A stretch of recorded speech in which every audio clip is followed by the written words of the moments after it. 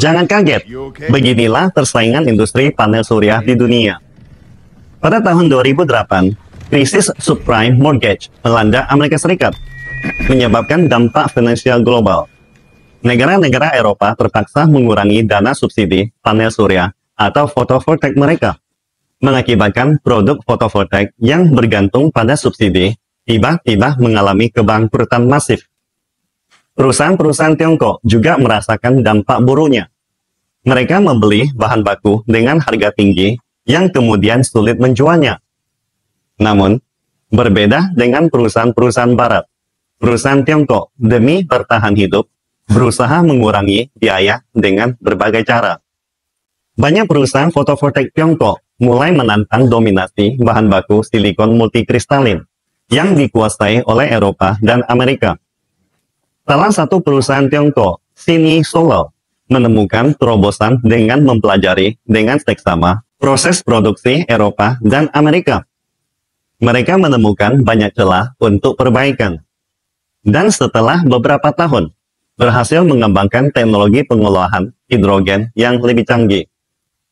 Melalui teknologi ini, mereka tidak hanya menghancurkan monopoli silikon multikristalin dari barat, tetapi juga berhasil mengurangi biaya produksinya sebesar 70%, yang merupakan pukulan sangat besar bagi dominasi Eropa. Menjadikan produk panel surya Tiongkok tidak hanya terjangkau, tetapi juga berkualitas tinggi, sehingga dengan cepat mendominasi pasar dunia. Pada tahun 2010, produksi silikon multikristalin Tiongkok mencapai 40% dari total dunia. Sementara produk fotovoltaik Tiongkok menguasai 50% pangsa pasar Eropa. Amerika Serikat bahkan lebih parah, dengan 90% produk fotovoltaik mereka diimpor dari Tiongkok. Tiongkok seketika berubah menjadi pemain utama fotovoltaik global. Sementara itu, perusahaan fotovoltaik Eropa dan Amerika mengalami kesulitan dari dampak krisis keuangan yang disebabkan AS dan serangan produk Tiongkok, sehingga banyak diantaranya bangkrut. 2 tahun kemudian, Eropa dan Amerika tidak dapat duduk diam lagi. Mulai tahun 2012, Eropa dan Amerika mulai membuang perdagangan bebas yang selama ini mereka anut, dan secara berturut-turut meluncurkan penyelidikan anti-dumping dan anti-subsidi terhadap produk fotovoltaik Tiongkok, dengan penerapan tarif bea cukai lebih dari 250%. Menghadapi bea cukai besar ini, produk fotovoltaik Tiongkok kehilangan daya saing. Dalam waktu 1 tahun, ekspor fotovoltaik turun drastis ke Eropa sebanyak 70%.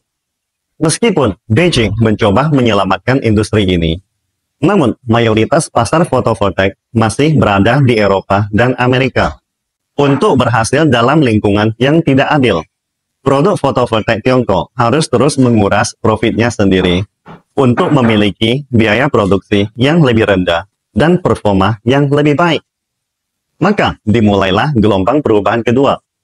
Pada saat itu, teknologi panel fotovoltaik yang dominan di dunia adalah panel silikon multikristalin, yang sebenarnya memiliki efisiensi konversi energi yang relatif rendah, berkisar antara 10% hingga 16%. Sementara itu, produk silikon kristal tunggal dapat mencapai efisiensi hingga 18%. Perbedaan ini sebenarnya sangatlah signifikan.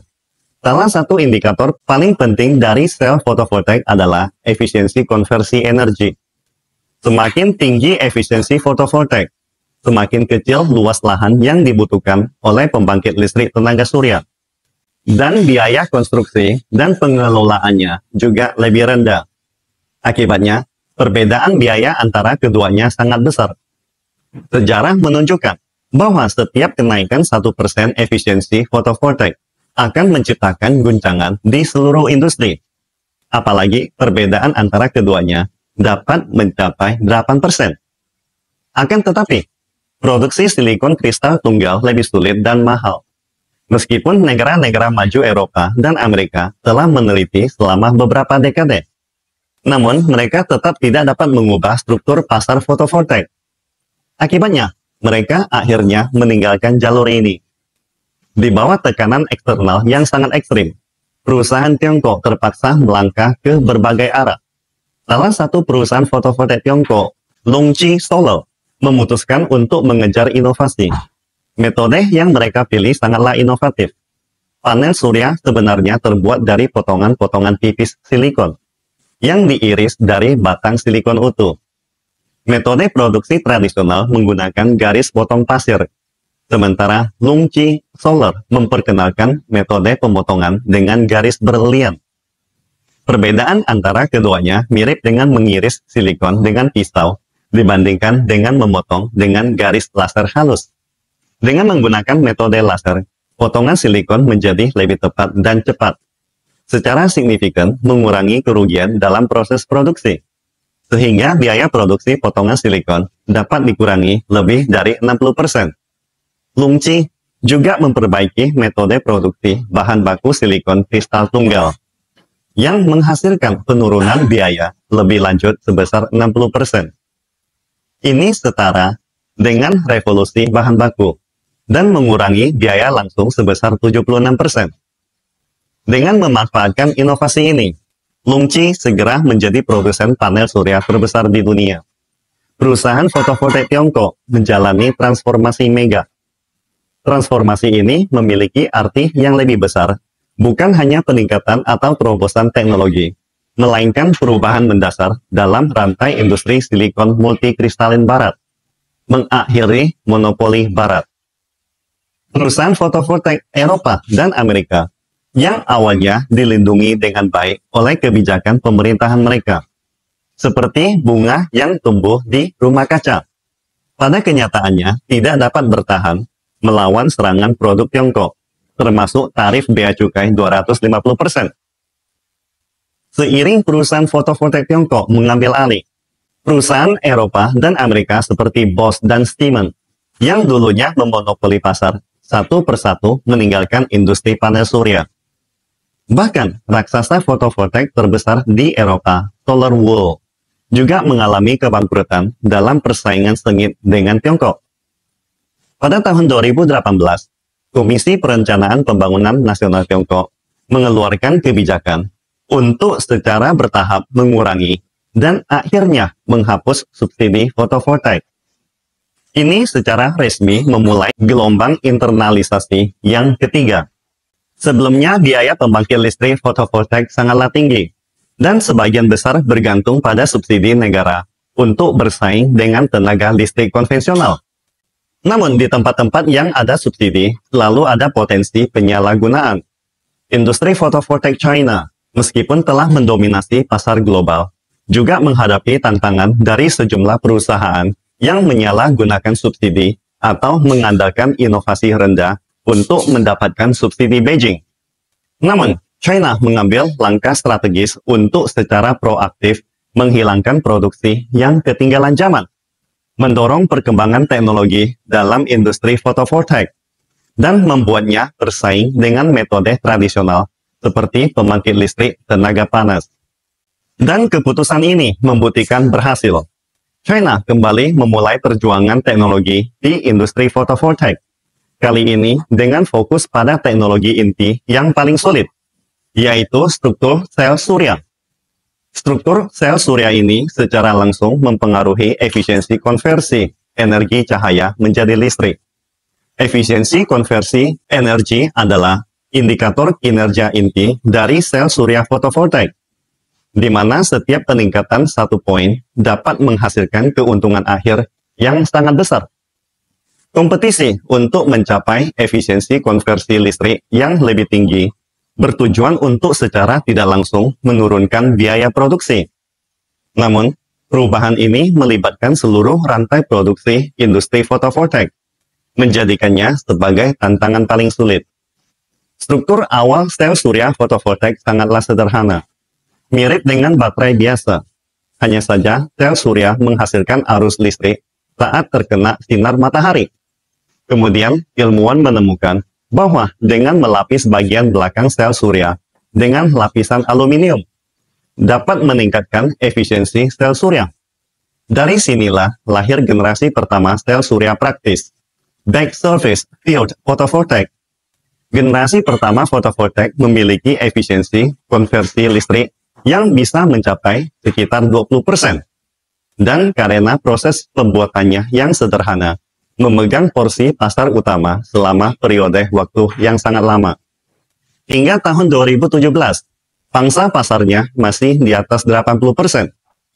Meskipun performanya sudah cukup untuk penggunaan sehari-hari, sehingga produsen tidak memiliki dorongan untuk mengembangkan teknologi baru.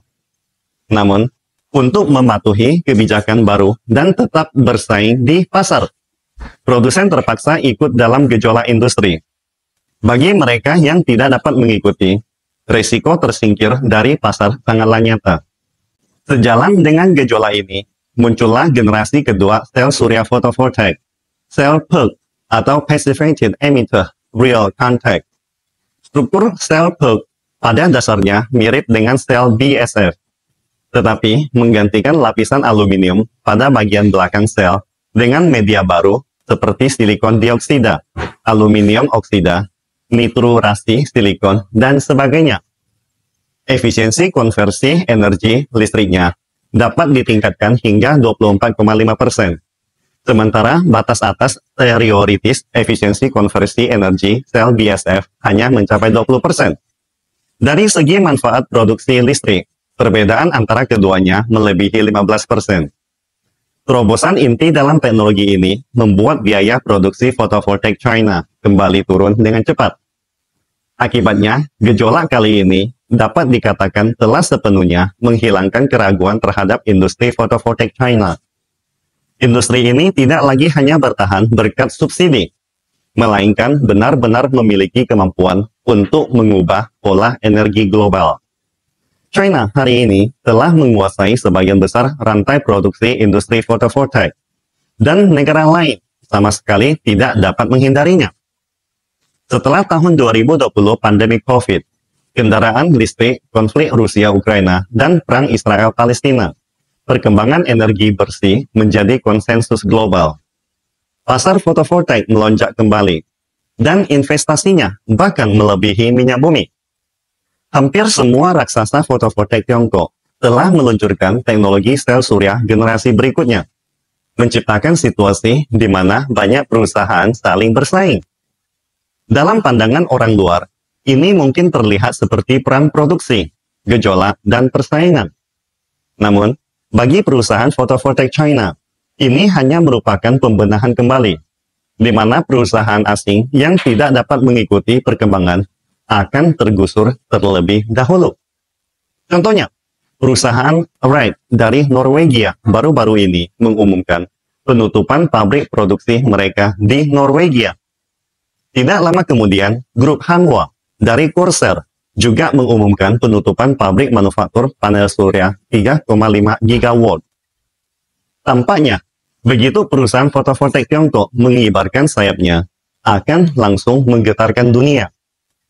Seiring dengan peningkatan teknologi, biaya produksi pembangkit listrik tenaga surya Tiongkok sampai akhir tahun 2023 telah turun di bawah 2 sen per kilowatt jam, lebih rendah dari biaya pembangkit listrik tenaga panas tradisional.